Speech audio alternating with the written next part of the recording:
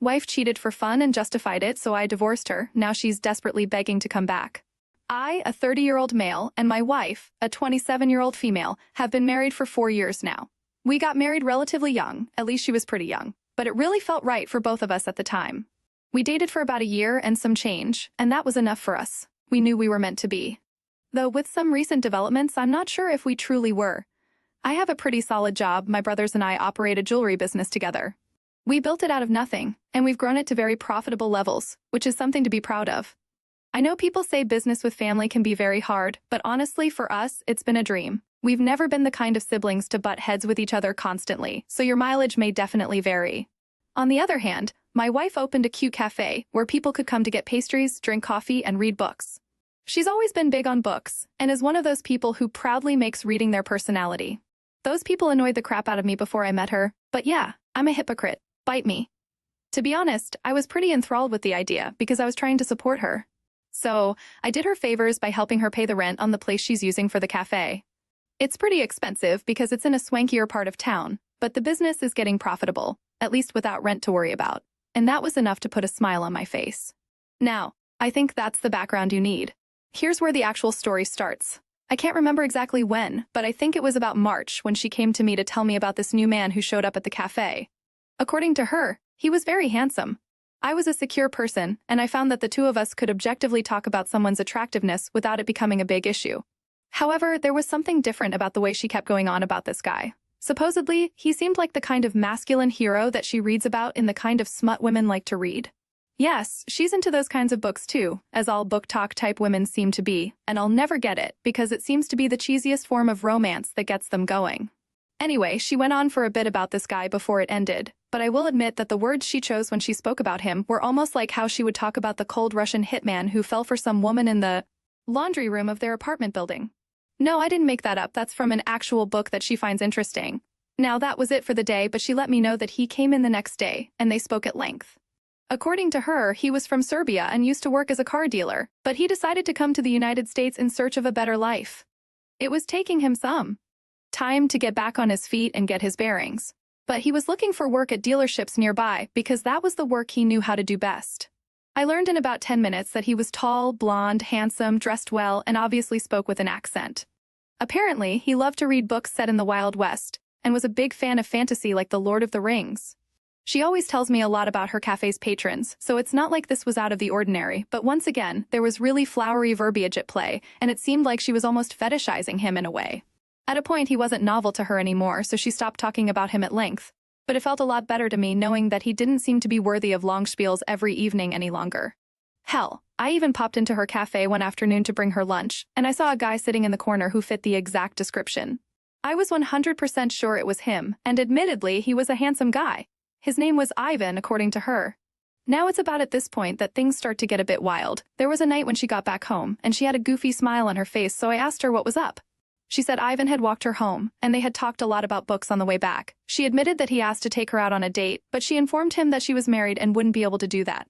She said he was really apologetic, held her hand tenderly, and then said goodnight and left. I remember asking her why that made her smile so widely, and her response was, "It's like something out of a book."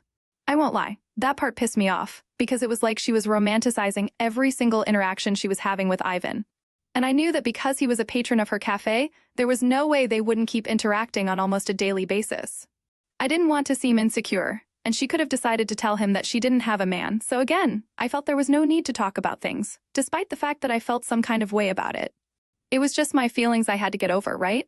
It eventually became evident to me that this wasn't the case when my wife came home about a week later with a bouquet of flowers that she promptly put into a vase. According to her, it was a gift from Ivan, nothing special.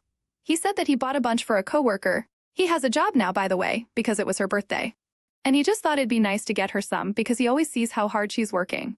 I felt my head get hot as she said that because she was trying to paint the situation like she was a schoolgirl who didn't understand when someone liked her. I asked her straight up whether she could tell that Ivan really liked her. She said it was obvious, especially after he asked her out, but she believed the flowers were just a friendly thing. That had me baffled, because if you're a guy, you probably don't get flowers for a girl that rebuffed you, even if it was because she was married, as a friendly thing. He was still trying to get in her pants, or maybe now trying to get in her pants and leave all the rest of the lovey-dovey stuff out of it. He was having an easy time with his advances, so at the time, I knew he wasn't about to stop anytime soon. I was right because 2 days later, my wife came back home relatively later than usual, almost 2 hours late, and she didn't tell me she was going to be late. It's not like this was the first time in existence that she would come home late, so I gave her 2 calls, which weren't picked up, before deciding to give it time. But before I could call a third time, she showed up at home in a distinctly bubbly mood. "You won't believe the evening I had," was the first thing out of her mouth before she went into a whole spiel about how she had shown Ivan where the museum was. And then they went to get a slice of American pizza, because he had never had it before and always saw it in the movies. Then they walked and talked and ate pizza and a bunch of other crap I really didn't care about, but I let her finish. And when she was done, I asked her, "Are you attracted to Ivan?" She acted very shocked and offended and said, "Of course I'm not. The only person I'm attracted to in that way is you." She said she was just trying to welcome somebody who was in an unfamiliar country and had no friends or close people around him to show him around and answer his questions. I wasn't really convinced by all of this, so I told her straight up that she had to stop seeing Ivan. Yeah, that caused a big fight, quite unsurprisingly.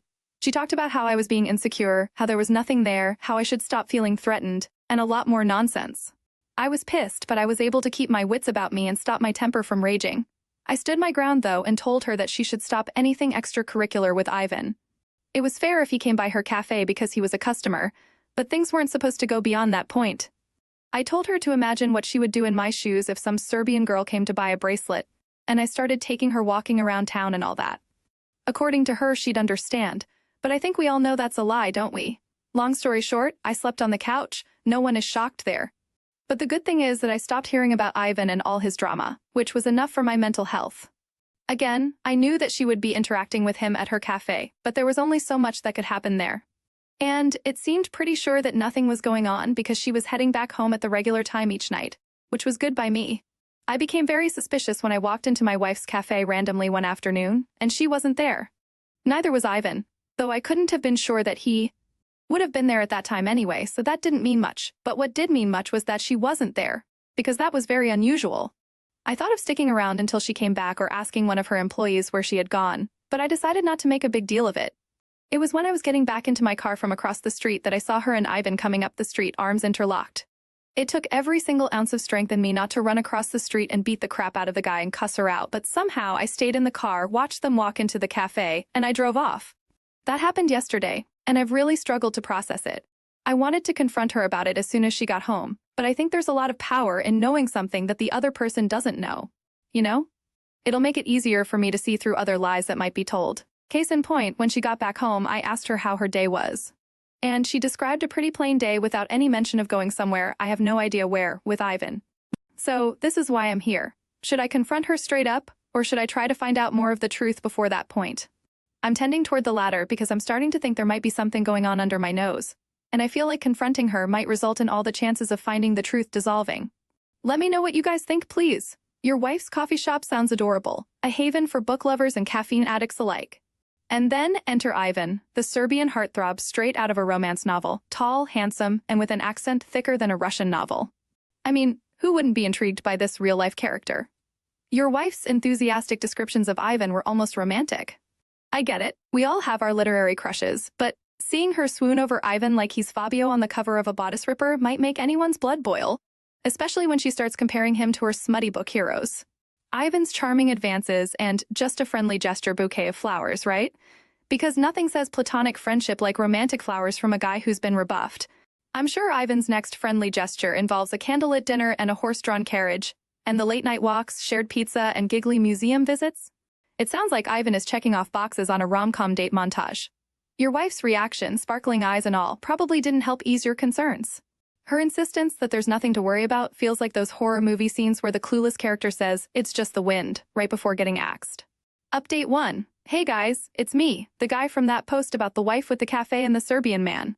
Well, I'm back with a pretty big update. Let's talk about it because I found a lot. It took me a bit to gain the courage, but I decided at a point that I had to find out the truth no matter what it would cost. I have never been the kind of person to smile upon the idea of checking your partner's phone, but in this case, I knew I had to put whatever moral conundrums I had aside and do it. So I did it at the first chance I got, which was while she was asleep. Unsurprisingly, she had Ivan in her messaging app and they had been talking a lot. It was WhatsApp, so it was easy for me to export the entire conversation to a text file, which I sent to my phone from her phone. I made sure to delete the evidence, of course. I looked through her gallery and found a few pictures of them smiling together in public places, but nothing extra incriminating. I sent those to my phone too. Again, evidence was deleted. That took me about 5 minutes to do all of that, and I put her phone back where it belonged. After that, I did all the reading on my phone, where it was a lot less suspicious in case she woke up suddenly. And boy, did I see things that made my head spin. Here's a transcript of one part of the conversation that you might find as appalling as I did. It came after a point where they were discussing some book that my wife had recommended to him. Let's call my wife Clarice instead of her actual name, Ivan. In a way, the main characters remind me of us. Clarice. Yes, that's what I thought too. The big mysterious hunk and the artsy girl who was torn between him and her boyfriend. Ivan, and a lot of steamy sex scenes. That part especially reminds me of us. Clarice, I agree, the sex is always good, but in your case, it's a husband. Ivan? Clarice. Yes, and I think that's what makes it even more exciting and fun. It feels so wrong. I've never cheated before, but I can't say I properly regret it. Ivan, it is wrong, but that's what makes it so hot.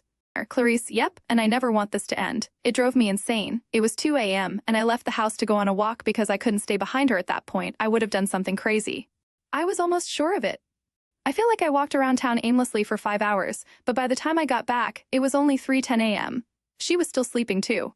Do you know what it's like to find out you're being cheated on, but then to find out your wife is ridiculing you by actually enjoying doing everything behind your back? She was basically reveling in my ignorance of the situation, and that was the part that drove me over the edge, not that cheating was going to be forgiven anyway.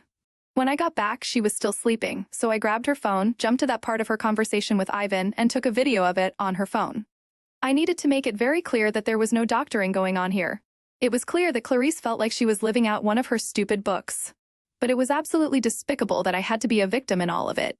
She has no idea that I know this, but the divorce is cooking up. There's really no other way for this to go. I also need to see her go down. I need to see Ivan go down too. I don't know how I'm going to do this, but I need both of them to hurt, and I need them to hurt badly. Honestly, anyone in your shoes would have done the same. Reading that chat must have felt like being punched in the gut repeatedly. The whole reminds me of us and steamy sex scenes part, her reveling in the excitement of cheating. That's a special kind of betrayal. Kudos for keeping your cool and going for a walk. If it were me, I'd probably have ended up on the evening news, but you handled it like a pro. You even took a video of the chat for proof. Nicely done. Now you've got the smoking gun, so divorce is on the horizon, and honestly, that's the best route. Clarice clearly thinks she's living out some kind of torrid romance novel, but she's about to get a reality check. As for Ivan, I hope he enjoys his time in Fantasyland because you're about to drop a reality bomb on both of them. Update 2, it's been done, and it was glorious.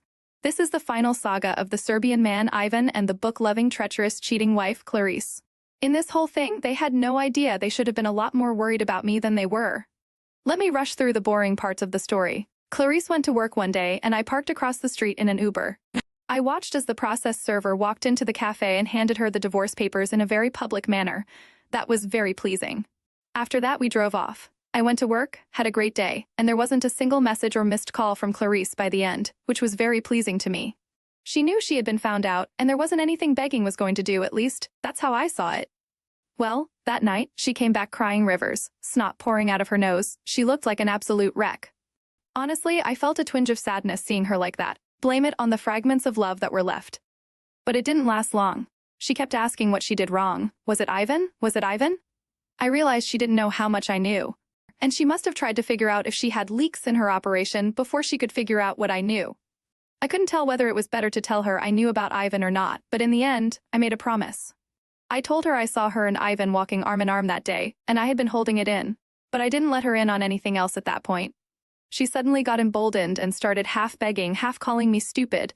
According to her, there was no reason to divorce her over that. Yes, she was wrong for still seeing him, but no, there was nothing happening between them, and I was being insecure. I was being jealous. She couldn't tell whether to grovel or insult me, apparently. In the end, I told her to get out of my house. Which she did. Fast forward to the actual divorce phase, that part was loads of fun for me. I have a lot more money than her, which in a divorce means there's a lot more to lose. But it also means there's a lot more to spend on good lawyers, which I made sure to do. When you get a divorce, get a good lawyer. I promise you all that it is worth it, because not only did I have a lot of pictures of the two of them after a point where I had mentioned my concerns about it, but I had the text messages to clearly demonstrate the infidelity. On top of that, my rock star of a lawyer was able to point out transactions in our joint account that seemed to have been spent on Ivan. He aligned dates on some transactions with dates in the entire text message transcript where he thanked her for certain things, and it became very clear that she was spending our money on her Serbian lover boy. The lawyer did a good job of painting her like a gold digger too, which was fun to watch for me. She fought her best, but honestly, there was nothing to point out for me. I am not a perfect guy, but I definitely don't have any divorce-worthy flaws. By the time the divorce was over, I really had everything I needed. I kept my house, I kept my car, and because of that pretty notable infidelity and the fact that I had set her up with a money-making venture, there was no alimony requested of me. Love you, Judge. She did get to keep the car that I bought for her. I didn't feel I needed to stress myself about that, and it made it easier to take what I took when she didn't leave the divorce entirely empty-handed. Now, this is my favorite part. It was hard for me to get back at Ivan. It was very hard, but one day, he was walking out of the cafe, and I followed him down the road and around the corner. I called his attention, introduced myself, and slugged him square in the jaw. It hurt like crazy, but I busted his lip and knocked him to the ground with it, and he looked very shocked. I wasn't looking for a street fight, but I would have taken one if it came.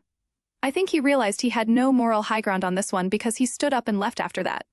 It felt good. I wish I could have done more because he knew he was messing with a married woman, but that was enough for me, and probably all I could have realistically gotten without a felony charge.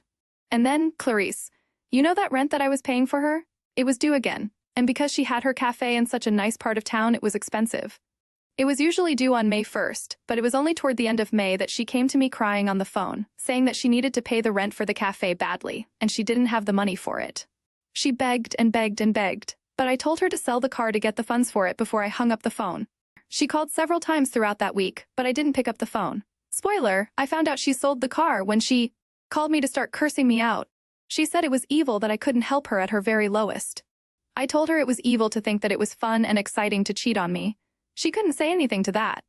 I'm waiting for May next year to see how she struggles with rent. If the gods have their way, she'll lose the cafe too, especially without access to my bookkeeper any longer. It's been sweet, honestly. I'm newly single, with a lot of money and a lot of satisfaction.